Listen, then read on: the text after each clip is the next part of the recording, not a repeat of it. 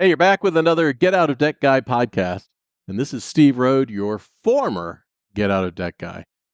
Today's show marks a passing of the torch. I am actually retiring as the Get Out of Debt Guy. And Damon Day, say hello, Damon. Hello, Damon. Damon Day is going to be the new Get Out of Debt Guy. So he's going to take charge of the show. And he'll be responsible for getting topics in the future and doing all the stuff that I used to do as the retired Get Out of Debt Guy. But Damon, it's quite a momentous moment, passing of the torch. I've been the Get Out of Debt Guy for 30 years, and now you got to dress up in the costume. I was not briefed on all these new responsibilities that would be added. Well, now you know. The podcast has always been a great way to connect with people and talk about topics and talk about reality and what the truth is and what you and I see on the front lines when it comes to debt and dealing with debt. And I don't think anything is going to change about that. I think you're going to continue to do the same thing. And it has been a real pleasure for the last 30 years to be the Get Out of Debt Guy, to write the books and do the interviews and all that stuff. And I welcome passing the torch to you now. Oh, you're still going to be here, bro. Okay. You're not getting out of anything. All right. Well, I'll be the sidekick now, and you are the new Get Out of Debt Guy. But you're the one that brings all your stupid facts to the table. I bring the jokes. I'll still bring the facts. That's for sure. You and your dumb facts. Yeah, my inconvenient facts. Yeah. And one of the inconvenient facts is I have been entirely frustrated by the number of times that some way of dealing with the student loans just keeps popping out, like a surprise guest at a birthday party. Every time you turn around, there's a new forgiveness program, and we're getting rid of this and getting rid of that. And getting rid of student loan debt, all of that is fantastic. But I don't know how anybody can make any sort of plans or figure out what the future is. It's always a guessing game. You're not even in the trenches like I am with that stuff. You just hear it from me. Even like right now with the SAVE program, they got this new program that came out.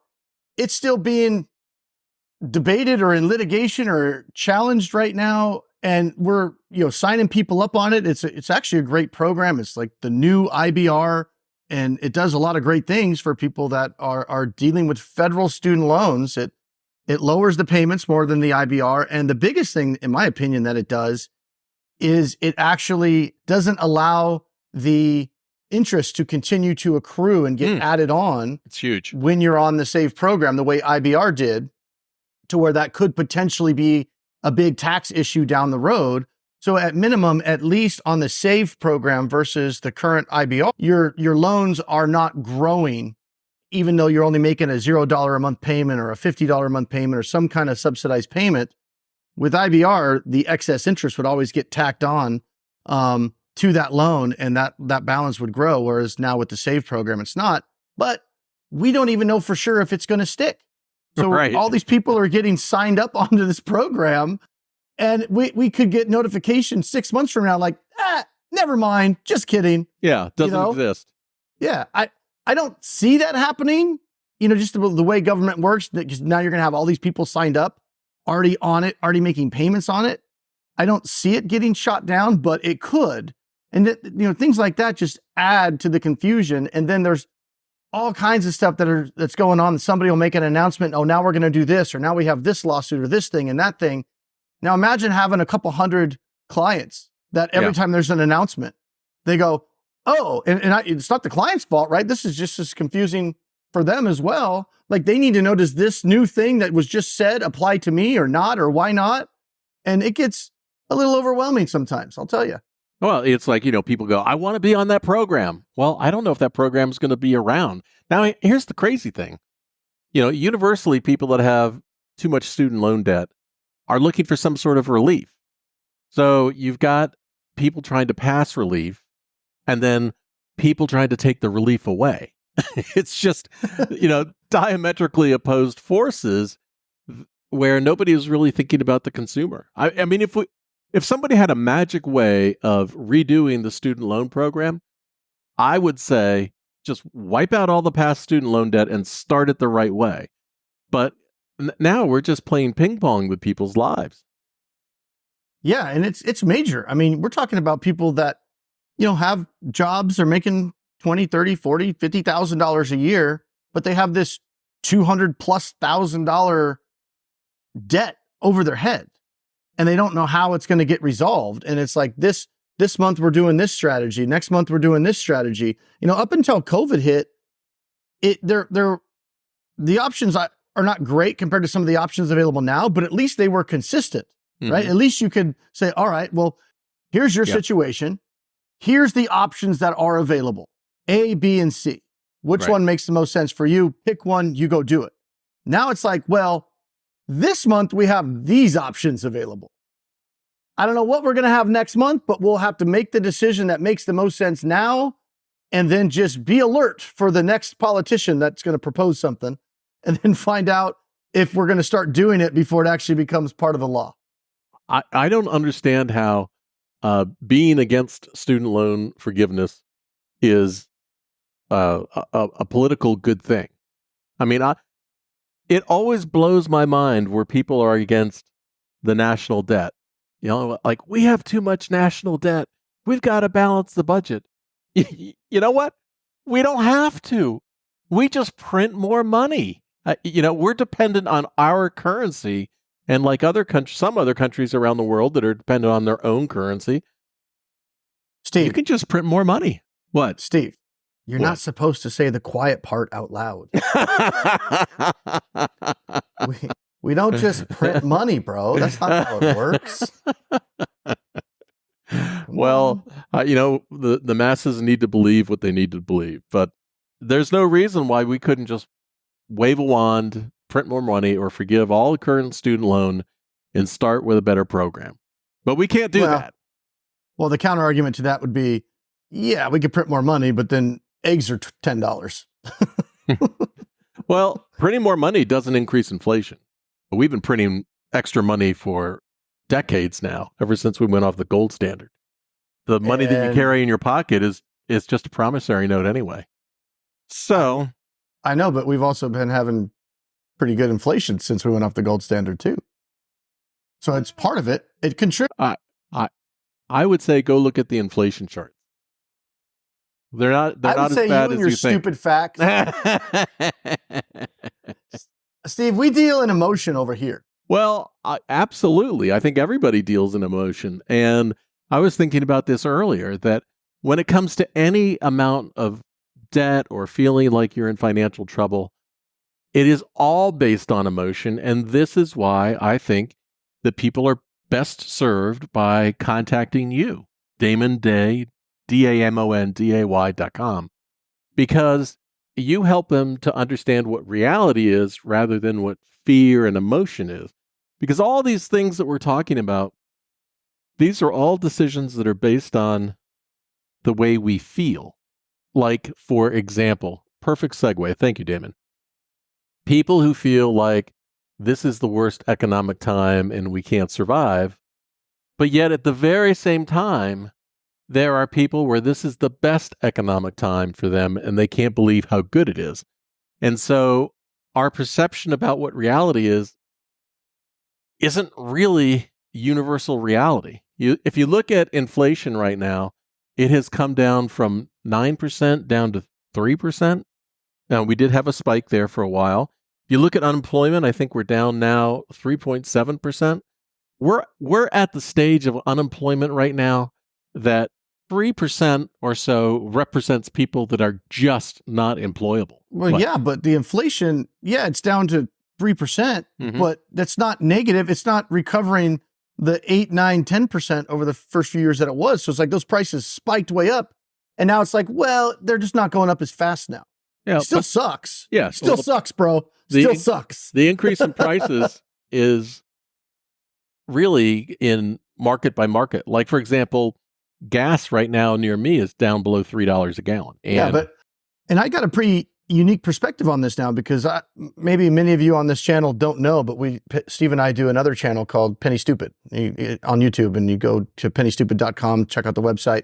But where Steve and I try out all these different side hustles, right? Part of getting out of debt is making more money. So for the last year, I've been kind of out at night driving Uber and Lyft and doing DoorDash and Walmart Spark and Amazon and doing all these, different driving gigs as ways to make money. Steve's been doing Amazon FBA, and we're going to do that podcast next. And he's got a major announcement on that one, which is pretty good for our 1 year into it. But it gives me kind of a unique perspective. Like the other day, Steve, remember I was telling you, I don't even remember what the exact numbers were, but I got a gig at Walmart Spark, or I think it was Walmart Spark, right? And it was like a shop and pay. You went in to get the groceries. It's really easy. I recommend Walmart Spark, by the way.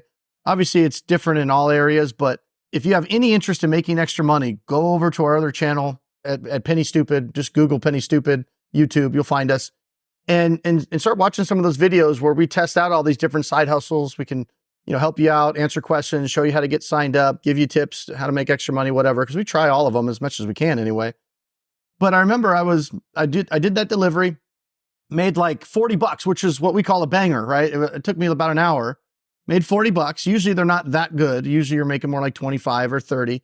But then I had to go pick up, Kathy wanted McDonald's for the kids. And I went and I got like the, 2 for $5 Egg McMuffin meals, right? And I got like 6 of them or whatever, like, 6 total sandwiches. Didn't get drinks, didn't get hash browns. And it was like $30 because, one of them wanted a pancake meal or whatever it was. The bottom line was I went in and I was like thinking to myself, I just went and I made $40. And I spent 30 of it on breakfast at McDonald's. And that was me doing it cheap. It wasn't like everybody got their own, $10 meal, because you go to McDonald's for lunch, and I got 3 kids, my wife and I, family of 5. It's easily $50 if everybody wants a freaking quarter pounder with cheese meal. Right. And I'm going, it still breaks my brain. I guess this is me getting older. I remember the times when a 25-cent tip, I turned 46 the other day. And it's just breaking my brain that just trying to get my family McDonald's is $50 just to get them lunch. And I start to go, okay, how do people that are making, working jobs that they're making $20 an hour or $30 an hour, which when I was in college 20 years ago, 20 or $30 an hour was like, dude, I'm making $30 an hour. I'm an engineer, bro. Yeah. And like now you can't even survive making $30 an hour. I mean, credit card debt's at an all-time high. Something, in my opinion, something has to give here, right? Well, it's funny. Credit card debt is at an all-time high. And yet people are saying this year for this holiday season that they plan to spend 10% more than they have in the last few years. So it comes back again to emotion that, I know. That was Dave Ramsey just hit the deck. Oh. I tried to catch him, but he fell too fast. Yeah, you had your foot out. When they said they're going to spend 10% more, Dave just died. Yeah. And they're going to use a credit card. Oh my God. So, logic has nothing to do with reality or emotion or anything at all. So, hey, look, I hear you. I still remember when I was in junior high school and gas was 75 cents a gallon. Oh, you are old, bro. I am. That's why I'm retiring. He's not really retiring. I'm not letting him get away with anything. No, I'm just passing the torch. He just like shed his title, but he's still doing all the work. He thinks he's getting away, but he's not getting away. The other thing too is you and I have talked about this in the past couple of weeks. It's just the cycle of being poor. You can't make enough money to get ahead. It's like the people who are taking the Lyft rides to go to a minimum wage job. Oh my God, that kills me. It kills me when they get in my car and I'm taking them to Starbucks to go to work. And I'm like, how often do you do this? Twice a day, 5 days a week. You could buy a really nice car. What are you doing? But a lot of them are in situations, maybe they don't have their license for various reasons. They lost their license, or they don't have the credit or any ability to actually make that initial purchase of the car. They can pay the $10 Lyft ride, right? But they can't come up with a down payment for a car. or qualify to get a payment that's reasonable and not less than $300 a month. So that goes into what you're talking about, the cycle of poverty, where you have to figure out a way to get out of that, because when you have money, it's easier to be able to do things in a intelligent and efficient way from a financial standpoint. Like, just things like, hey, I'm going to buy this gift for my son for Christmas, and it's $1,000 laptop. All right, I'm going to buy the $1,000 laptop. Or I've got great credit, so I'm going to get that $1,000 laptop at 0% interest for 12 months. Right. And it's going to cost me $1,000. Well, if you're not in that position, you don't have $1,000, and then you get this Affirm or something like that, and it's like, oh, we'll give you the money. You don't have to have the $1,000 right now, and you can do 6 months of payments at 28%. Right. Well, if you don't do that, you can't get the laptop for your son. Now, somebody would argue, well, then your son doesn't get a laptop. But then a parent would argue, well, I really want to do this for my son. He's got good grades all year and never asked for anything, and I want to do it. Mm-hmm. All I have to do is click this button, and I can do it for 12 easy payments of $150, right? But now that laptop costs that person $1,400 instead of $1,000 because he didn't have the ability to acquire it with cash or 0% financing. Well, we always had buy now. They weren't buy now, pay later. It was always pay now, get later. Yeah, it was layaway. Layaway, baby. Yeah, so you made 0% interest payments until you planned in advance, and then when the holidays came, you went and picked up your shit. Which would be no different than you just put your own money in your own bank account. But the concept was, well, they would just spend it if they kept their own money. Right. It was really just, we'll hold your money for you to make sure you come buy this. Hey, that's the way a lot of people operate. Yep. I know, but when you think about that, it's like, wait, why am I are you giving me interest? Are you giving me a discount? No. The way I think about it, well, I know, but if I'm going to do layaway, I'm going to give you my money 6 months in advance and keep giving you my money. I want a discount on this damn item. The end game is I just get it for the same price I would have got it for if I just held on to my $100 a month in a separate bank account and then walked in on Christmas and bought it for the same price. But, Well, this approach to dealing with finances falls in the same bucket that the person that buys the Happy Meal gets a DoorDash to their home. Oh my gosh, crazy. The $6 Happy Meal becomes the $24 Happy Meal. When I do DoorDash and Uber Eats, you would think, if I'm going to do that, I'm going to pay this extra service fee. It would be because, it's far away or I'm in the middle of something, fine. But it's a big family meal or something like that. And yeah, it makes sense. Okay, I'm going to pay this extra service fee on top because this is big meal getting delivered. Not for a $12 Happy Meal. That goes a mile. Yeah, that doesn't make any sense to me. It's and all of a sudden you're paying $20 for the Happy Meal or a Big Mac meal or whatever it is. It's I would get it maybe if it was a $100 order or something like that. You're buying all these pizzas, you just need it delivered, and you're going to pay, I don't know what DoorDash fee is, a $15 service. I don't even know. I don't use DoorDash, right? Because DoorDash, it's why would I do that? I'm out here doing all these gig apps for the channel. I'm not going to pay somebody else to go around and get my food. I'll go out and get my own damn food. Well, the funny thing about DoorDash is, you got the $20 Happy Meal. You're way overpaying for the Happy Meal. You're paying a service fee for getting it. And then you're going to screw over the driver and not give him a tip. Dude, that's the funniest argument going on right now in the social media. And I'm in such a unique position because I'm testing all these things out for the channel. I understand what it's like to be a consumer. And I understand what it's like to be a driver where you don't want to, DoorDash is this weird dynamic, right? You go to a restaurant, you're going to probably leave a tip. 99% of people leave a tip. But you leave a tip after.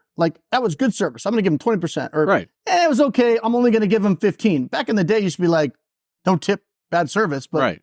But you don't walk in the door and say, how much is my meal going to be? Okay, here's my credit card, run it plus the tip. We're going to go sit down and eat. Right. But in the DoorDash, Uber Eats world, it somehow got morphed into this.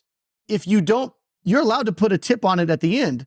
But it's turned into a point where drivers now don't trust consumers that don't pre-tip because they don't think they're going to get a tip at the end. Mm-hmm. And DoorDash and Uber Eats are paying so little money to deliver that food that if there's not a tip on it, it's not worth it for the driver. For instance, I'll see offers that say, hey, we need you to pick up this burrito at McDonald's and take it 8 miles and we'll pay you $2.35.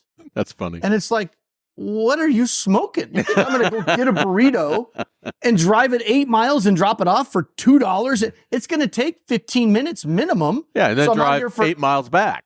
Yeah. So now I'm out here for $8 an hour gross, and then I still got to pay for gas and car. Like, nobody's going to do that. So what'll happen is if somebody puts an order on DoorDash and doesn't tip or pre-tip, even if they're thinking I'll tip them after, which is normal for a consumer, no driver's going to grab that order because nobody wants to get a guaranteed $2 to go 8 miles. So now what's happened is customers have realized they're going to have to pre-tip, right? So now, now a customer adds $10 to that. Now that order is $12 for the driver. Now somebody may go take that 8 miles because they're going to get $12. But now the customer essentially has to subsidize the order because DoorDash and Uber Eats are not going to pay enough money to have a driver just go deliver it. So that tip is not even really a tip anymore. Now it's just part of the fee that you get paid to go do it. Right. And consumers are getting pissed off at DoorDash because they don't feel like they should have to pre-tip, and drivers won't take an order if there's not a pre-tip on it. So you got this weird relationship where now drivers are getting pissed at customers for not pre-tipping. And if I'm a customer and I just paid $10 as a service fee to get my Big Mac, I honestly, I don't feel like I should have to pre-tip. I'm a consumer. I'm not engaged in this world of gig drivers, so I don't know this dynamic. I don't know that DoorDash is only giving that poor guy $2. Right. I assume the guy's getting the $10 I paid, right? Well, I love how self-fulfilling this is because if there's no tip, no tip, no trip. So your order is probably going to sit around or take a long time to get to you, which you're not going to perceive as being like great service. Yeah. So then you're not going to tip. Yeah. Like this burger's cold, man. No way. Yeah. And if you do pre-tip, you have the ability to take tips away if you don't like the service. So there's this thing now called tip baiting. So because some consumers have figured out, hey, if I throw a $20 tip on this thing, I'm going to have drivers tackling each other to get this order. Everybody's going to want it. And then you go to hurry up, get it delivered, get your food nice and hot really fast. Then the consumer can go in and take the tip away.